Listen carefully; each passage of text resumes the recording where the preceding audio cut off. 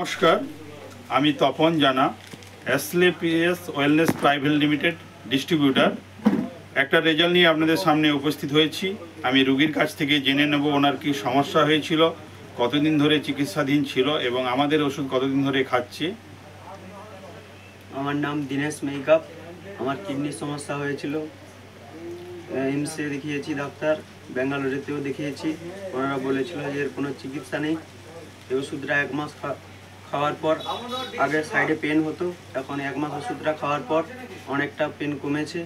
তাই আপনারা আয়ুর্বেদ অবলম্বন করুন। আচ্ছা, আপনি কতদিন ধরে এলোপ্যাথি ওষুধ খাচ্ছিলেন? প্রায় 1 বছর ধরে ওষুধ খাচ্ছিলাম, কিন্তু কোনো রেজাল্ট পাইনি।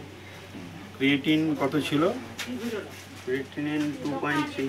ক্রিয়েটিন আপনারা দেখতে পাচ্ছেন যে ক্রিয়েটিন অনেকটাই বেড়ে গিয়েছিল, হিমোগ্লোবিন কমে যাচ্ছিল এবং পা ফুলে যাচ্ছিল। তো এখানে মাত্র 1 মাস চিকিৎসা হয়েছে, একটু সুবিধা পেয়েছি। আশা করছি যে আগামী দিনে এখান থেকে সম্পূর্ণ ঠিক হয়ে যাবে।